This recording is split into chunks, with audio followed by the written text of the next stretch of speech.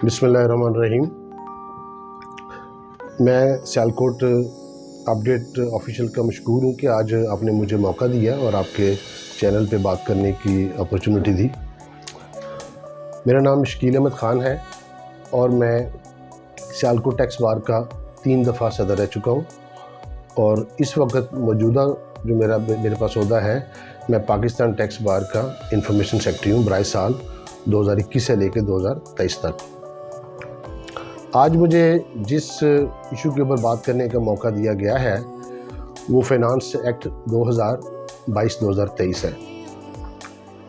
इसमें मैं समझता हूँ कि ये मोर और लेस ये एक पॉलिटिकल बजट था जिसमें बहुत सारी चीज़ों को नज़रअंदाज किया गया, जो कि मैं समझता हूँ कि ब्रॉडनिंग के हवाले से वो चीज़ ऐसा नहीं होना चाहिए था।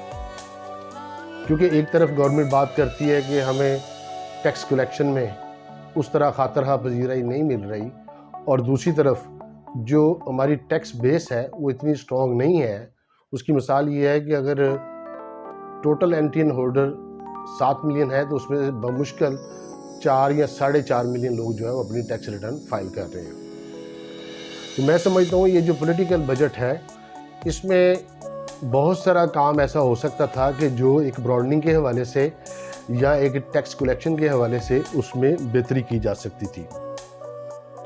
सबसे पहले इसमें जो कोर इशू है, हम लोग बात करेंगे इनकम टैक्स के हवाले से बात करेंगे कि इस दफ़ा जो एक अमेंडमेंट की गई है, लाइक सेक्शन 1114A में एक अमेंडमेंट की गई है। ये सियालकोट को डायरेक्ट हिट करती है क्योंकि सियालकोट एक पूरे पाकिस्तान में एक वाहिद रीजन है और एक वाहिद शहर है जहाँ से तकरीबन लगभग $2.2 बिलियन की एक्सपोर्ट्स हो रही हैं, जो कि मिला जुला के तकरीबन ये 500 अरब रुपए की एक्सपोर्ट बनती हैं।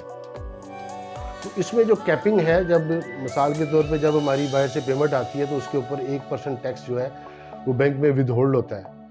तो माजी में हम लोग क्या करते रहे हैं 2021 तक कि जितना आपका टैक्स कटा है, मिसाल के तौर पे अगर आपका 1 करोड़ रुपए की आपकी पेमेंट आई है और आपका 1 लाख रुपए टैक्स कटा है, तो हम तकरीबन 15 से 20% आपका इम्प्यूटेबल इनकम उसमें शामिल करते थे आपकी वेल्थ में। लेकिन अभी इस बजट में FBR ने एक कैपिंग कर दी है कि आपका जो प्रॉफिट है वो टू दी एक्सटेंड ऑफ 4% है। यानी जो 1 लाख रुपए है जो आपका टैक्स कटा है 1 करोड़ रुपए की एक्सपोर्ट के ऊपर, जब आप उसको वर्क बैक करेंगे तो वर्क बैक करने के ऊपर जो भी उसकी प्रॉफिट निकलेगा वही आप ले सकते हैं, उससे ज़्यादा आप क्लेम नहीं कर सकते। मैं समझता हूँ कि ये खा इंडिविजुअल केसेस हों या पार्टनरशिप केसेस हों या प्राइवेट लिमिटेड केसेस हैं, ये तमाम में ये सरीहन एक ज़्यादती है। उसकी चंद वजूहात हैं। सबसे पहली बात कि एक्सपोर्टर जो है, एक तो उन्हें रिबेट मिलता है जो तकरीबन 1% से लेके 4% तक है। नंबर 2, उन्हें रिबेट मिलता है लाइक DLTL है जो इन्हें मिलता है, वो भी तकरीबन 4.5% है। नंबर 3, जो आपकी डिवैल्यूशन है, जो डिक्लेयर डिवैल्यूशन है पिछले सालों तक, वो तकरीबन 12 से 14% थी, और इस दफ़ा जो मौजूदा हालात हैं उसमें आपके सामने है वो 25 से 30% की डिवैल्यूशन है। लिहाजा उसका बेनिफिट भी आपको मिल रहा है, DLTL का भी बेनिफिट मिल रहा है आपको, रिबेट का बेनिफिट भी मिल रहा है। और इन एडिशन टू डैट अगर आपके पास कोई ऑर्डर आ रहा है तो डेफिनेटली आप उससे 10 से 15% उसके ऊपर मार्जिन भी ले रहे हैं। तो मेरा ख्याल है कि ये एक ऐसा एक एरिया है, एक ऐसा सेगमेंट है कि जिसके ऊपर हमारे सियालकोट के एक्सपोर्टर को बड़ा सीरियसली इसके ऊपर देखना चाहिए, इसके ऊपर काम करना चाहिए। क्योंकि लॉ ये भी कहता है, जो 1114A है वो ये कहता है अगर आप इससे ज़्यादा प्रॉफिट लेना चाहते हैं तो आपको बुक्स ऑफ अकाउंट्स प्रोवाइड करनी पड़ेंगी और आपको अपने ऑडिटेड अकाउंट्स देना पड़ेंगे। क्योंकि जो सियालकोट का जो एक्सपोर्टर है या जो सियालकोट का जो कारोबारी जो लोग हैं, वो तो जब से ये टैक्स फिक्स हुआ है या बैंक में विदहोल्ड हो रहा है, हमारे एक्सपोर्टर को तो आदत ही नहीं रही कि वो अपनी बुक्स वगैरह तैयार करें। तो मैं समझता हूँ कि अगर हमने एक रीज़नेबल प्रॉफिट मार्जिन लेना है बुक्स में या आप कह लें कि इनकम टैक्स रिटर्न में, तो हमें अपनी जो बुक्स ऑफ अकाउंट्स हैं वो बनानी पड़ेंगी, उनको ऑडिटेड करवाना पड़ेगा, देन हम टैक्स डिपार्टमेंट में देंगे तो हमारा वो प्रॉफिट माना जाएगा, जो कि ओवर एंड अबव 4% से ज़्यादा होगा, वो 10 है या 15 है या 20 है, वट एवर, ठीक है। तो मैं समझता हूँ ये एक बड़ी क्रूशल सी एक अमेंडमेंट आई है, ये एक ज़्यादती है, ये नहीं होनी चाहिए थी। इसके अलावा 7E के हवाले से जो अभी ज़ाहिर बाज़ गश्त में ये चीज़ चल रही है कि जो भी आपके एसेट्स हैं उन एसेट्स के ऊपर आपको 1% टैक्स पे करना पड़ेगा। मिसाल के तौर पे एक आपका घर जिसकी मालियत 2.5 करोड़ रुपए तक है वो एग्जम्प्ट होगा, एक आपकी कारोबारी जगह जो आपकी एग्जम्प्ट होगी, उसके अलावा जो आपके एसेट्स हैं उसके ऊपर आपको टैक्स पे करना पड़ेगा, वो तकरीबन 1% के हिसाब से बनता है, ठीक है। उसमें कुछ एक्सक्लूजन भी हैं, मिसाल के तौर पे एग्रीकल्चर प्रॉपर्टी है वो एक्सक्लूड हो जाएगी, ऐसी प्रॉपर्टी जिसके ऊपर आप रेंटल इनकम जो है आप क्लेम कर रहे हैं वो भी एक्सक्लूड हो जाएगी। इसके अलावा ऐसी कोई प्रॉपर्टी जो किसी ब्यूरोक्रेट को, किसी जज को या किसी फौजी अफसर को जो रिटायर्ड है या हाजिर सर्विस है, अगर उसको माजी में या अभी वो अलॉट हुई है, डायरेक्ट अलॉटमेंट है, तो वो भी एक्सक्लूड हो जाएंगी। इसके अलावा एक ऐसी प्रॉपर्टी जो आपने जुलाई 2021 से लेके जून 2022 के दरमियान में ख़रीदी है और उसके ऊपर अगर आपने 236 के टैक्स पे किया है तो वो प्रॉपर्टी भी आपकी एक्सक्लूड हो जाएगी। और इसमें जो बड़ी हैरानगी की बात है, जो इसमें बड़ी एक अचंभे की बात है कि ये टैक्स सिर्फ उसको पे करना पड़ेगा जो बंदा रिटर्न फाइल कर रहा है। जो बंदा टैक्स नेट पे नहीं है, जो फाइलिंग नहीं कर रहा या जिसने एनटीएन नहीं लिया हुआ, उसके ऊपर ये बिल्कुल बाइंडिंग नहीं है कि वो अपने जो तमाम एसेट्स हैं वो उनको शो करे। तो मैं समझता हूँ ये एक बड़ी जाती है, ये ब्रॉडनिंग के हवाले से एक बहुत ज़्यादा जो है मैं समझता हूँ एक लैप्स है एफबीआर की तरफ से, गवर्नमेंट की तरफ से। कोई ये एक डिस्क्रिमिनेटरी टैक्स है, ये नहीं होना चाहिए था, और अगर ये टैक्स होता भी तो ये अक्रॉस द बोर्ड होना चाहिए था, तमाम लोगों के ऊपर लगना चाहिए था। तो अभी ये जैसा कि आपके इल्म में है कि फाइनेंस एक्ट जो है ये पास हो चुका है असेंबली से, और इसका इतलाक़ जो है ये अभी जो 2022 में टैक्स रिटर्न जाएंगी उस रिटर्न से इसका इतलाक़ होगा। तो इसमें भी मेरा ख्याल है जो हमारी बिज़नेस कम्युनिटी थी या जो हमारे टैक्स फाइलर लोग थे वो इसमें आवाज़ बुलंद नहीं कर सके और बड़ी गुमनामी में आप कह लें कि ये जो फाइनेंस एक्ट है ये पास कर दिया गया। तो इसके अलावा एक बेहतर स्कीम भी है सियालकोट के हवाले से, जो आप कह लें कि ऐसे लोग जो प्रिक्योरमेंट कर रहे हैं जिनका 17% टैक्स पे हो रहा है परचेज़ के ऊपर, उनके लिए एक फैसिलिटेशन है। ये एक स्कीम थी, एक्सपोर्ट फैसिलिटेशन स्कीम 2021 की।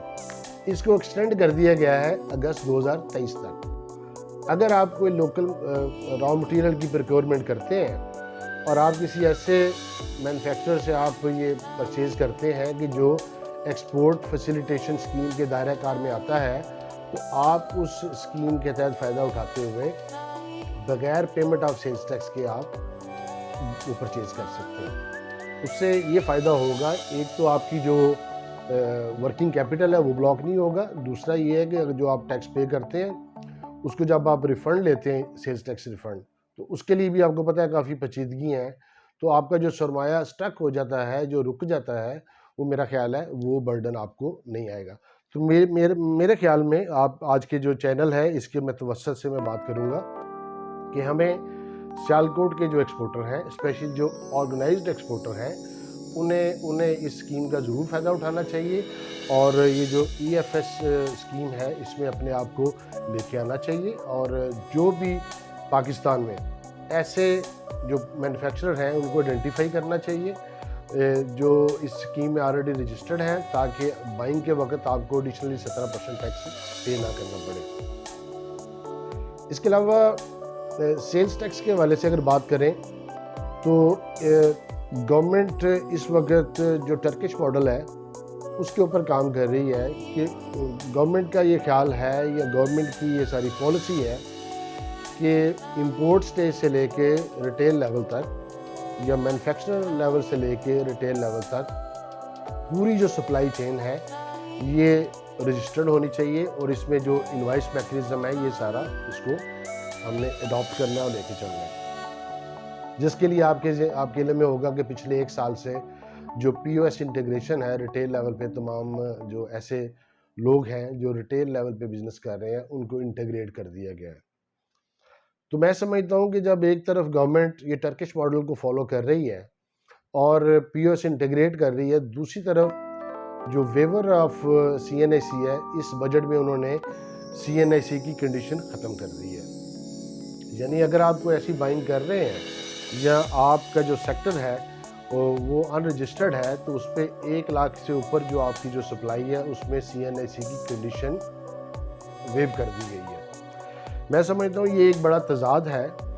एक तरफ आप कहते हैं जी POS इंटीग्रेट करना है, दूसरी तरफ आप कहते हैं जी मैन्युफैक्चरर और इम्पोर्टर लेवल से जब ऑनवर्ड आप डिस्ट्रीब्यूटर को सेल करेंगे, और अगर डिस्ट्रीब्यूटर के पास CNIC नहीं है या वो आपको इन्फॉर्मेशन प्रोवाइड नहीं करता, तो आप बगैर CNIC के आप उसको सप्लाईज कर सकते हैं। तो ये मैं समझता हूँ ये एक कन्फ्लिक्ट पॉलिसी है FBR की।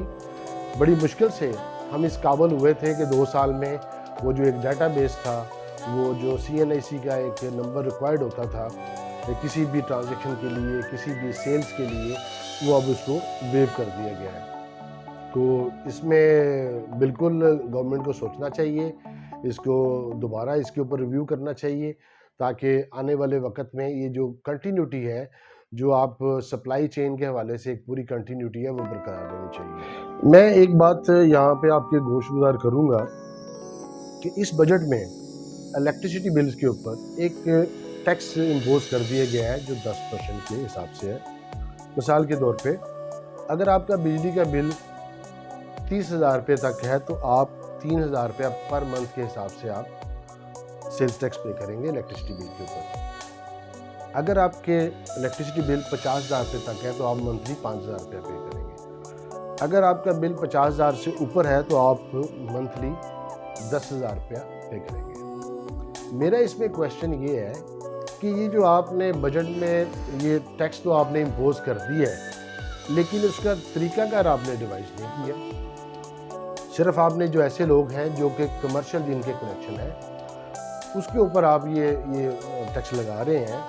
तो मैं ये समझता हूँ कि ये बड़ी एक नाइंसाफ़ी है। अगर मिसाल के तौर पे एक ऐसी कमर्शियल प्रॉपर्टी, एक ऐसा जो कमर्शियल जो प्रेमिसेस है जो महीने में सिर्फ एक 50 यूनिट कंज्यूम कर रही है, ठीक है, तो उस बिज़नेस के ऊपर आप 3,000 रुपये ये टैक्स ले रहे हैं, तो ये एक खुल्लम खुल्ला ज़्यादती है। दूसरी बात ये है कि ये टैक्स है ये कैबिनेट ने अप्रूव करके ये टैक्स इम्पोज कर दिया है। हालांकि ये पार्लियामेंट की पावर है, कोई भी अगर आपने टैक्स इम्पोज करना है तो उसके लिए पार्लियामेंट की एक अप्रूवल की ज़रूरत है। तो ये एक बड़ी हार्श एक है, ये एक अमेंडमेंट है, क्योंकि इसमें भी मोर और लेस वही लोग आएंगे जो टैक्स नेट में हैं, क्योंकि जो टैक्स नेट में लोग नहीं हैं उनको आइडेंटिफाई करना एक मकसद है। ये एक इजी टैक्सेशन है कि आपने गैपकोड का डाटा उठा लिया, लेस्को का डाटा उठा लिया, और उस डाटे में जो भी कमर्शियल जो है कनेक्शन, और स्पेशली ऐसे कनेक्शन जिसके ऊपर NTA नंबर मेंशन नहीं है, जिसके ऊपर GST नंबर मेंशन नहीं है, आप उसको टैक्स कर रहे हैं। और सारी अब जो कलेक्शन है वो आप कर लेंगे नेस्को से कर लेंगे या गैपको से कर लेंगे। तो मेरा ख्याल है कि ये एक अपने जो फ़राइज़ हैं उसकी अदायगी में जो है ना, वो थोड़ा सा आप कह लें कि डंडी मारने वाली बात है। तो ये जो ब्रांडिंग का काम था कि आप आइडेंटिफाई करते कि अब वाकई इसकी ये जो बंदा है जो किसी दुकान के ऊपर बैठ के काम कर रहा है, क्या इसका वो थ्रेशोल्ड वो है कि इसको टैक्स लगना चाहिए। तो ये मैं समझता हूँ एक बड़ी एक हार्श किस्म की एक अमेंडमेंट आई है। तो इसको मेरा ख्याल है कि ये जो काफ़ी अपोज करेंगे जो बिज़नेस कम्युनिटी वाले हैं, जो अंजुमन ताजरा वाले हैं, तो एक आने वाले वक्त में एक रिजेंटमेंट देखी जा सकती है इस मामले में। इसके अलावा एक सियालकोट के हवाले से एक बड़ी खुशाइंद एक मामला है जिसको पिछले 2-2.5 साल से सियालकोट चैम्बर ऑफ कॉमर्स ने बड़े अच्छे तरीके से प्लीड किया, जिसमें जो चैम्बर के जो साबका सदर थे कैसर बरियार साहब या मियाँ इमरान साहब वो भी लेके चले, और इसमें चौधरी जुल्फ़िकार हयात साहब ने बड़ा एक रोल प्ले किया, और जितनी भी ये टीम थी सियालकोट टैक्स बार भी इसमें इन्वॉल्व थी। कि जो 11th शेड्यूल में जो परचेजेज फ्रॉम अनरजिस्टर्ड सप्लायर है वो 5% एक टैक्स लगा दिया गया था आज से 2-2.5 साल पहले। तो इसके ऊपर बहुत मेहनत करनी पड़ी पिछले सालों में। तो हमारी कोशिश थी कि ये जो टैक्स है ये अक्रॉस द बोर्ड जो तमाम एक्सपोर्टर्स हैं वो इससे इसको एग्जम्प्ट कर दिया जाए तमाम एक्सपोर्टर्स को। उसमें डेफिनेटली सर्जिकल इंस्ट्रूमेंट्स वाले भी हैं, उसमें लेदर गारमेंट्स वाले भी हैं, उसमें स्पोर्ट्स गुड्स भी है, उसमें कारपेट भी है, ठीक है। लेकिन बहुत सारी मुलाकातों के बावजूद, बहुत सारी कॉरस्पॉन्डेंस के बावजूद और बहुत सारी यकीन दहानियों के बावजूद गो के हमें कहा गया था कि ये जो बजट आएगा इसमें इंशाल्लाह एक्सपोर्टर को एक्सक्लूड कर दिया जाएगा। लेकिन इस 11th शेड्यूल में जो एक अमेंडमेंट आई है उसमें सिर्फ सर्जिकल एक्सपोर्टर जो हैं उनको एग्जम्प्ट किया गया है। इसके अलावा तमाम जो कैटेगरी ऑफ एक्सपोर्टर्स हैं, वो लेदर गुड्स हैं, वो होजरी है, वो टेक्सटाइल है या कोई और स्पोर्ट्स गुड्स हैं, तमाम जो लोग जो कॉरपोरेट सेक्टर से बिलोंग करते हैं और अगर अनरजिस्टर्ड सप्लायर से वो बाइंग करेंगे तो उनको अपनी तमाम बाइंग के ऊपर 5% टैक्स पे करना पड़ेगा। तो ये मैं समझता हूँ कि ये काफ़ी जो सियालकोट चैम्बर ऑफ कॉमर्स ने एक एफर्ट की या सियालकोट टैक्स बार ने जो इसमें मामलत की, सियालकोट चैम्बर ऑफ कॉमर्स की, इसमें थोड़ा सा और वक्त देने की ज़रूरत है और थोड़ा सा जोर लगाने की ज़रूरत है ताकि जो बाकी जो इंडस्ट्री है, स्पेसिफ़िकली ऐसी इंडस्ट्री जो खुसूसी तौर पे सियालकोट के मुतल्लिक़ है, जिसमें लेदर गारमेंट्स है, जिसमें होजरी है और जिसमें स्पोर्ट्स गुड्स है, तो उसकी भी एक्सक्लूजन होना बड़ा ज़रूरी है। तो इसके अलावा एक लास्ट पॉइंट मैं इसमें आपके गोशगुजार करूँगा कि इस बजट में एडीआर के हवाले से, एडीआरसी के हवाले से एक काफ़ी अच्छी एक अमेंडमेंट आई है। वो कि अगर माजी में देखा जाए तो एडीआरसी के हवाले से एक हमेशा एक गैप रहा है, क्योंकि जो भी एडीआरसी पॉलिसी आती रही है उसमें जो भी बिज़नेस कम्युनिटी से या यहाँ पे जो कमेटी बनती थी उसकी जो रिकमेंडेशन जाती थी एफबीआर में, उसको कभी भी उस तरह इम्प्लीमेंट नहीं किया जाता था।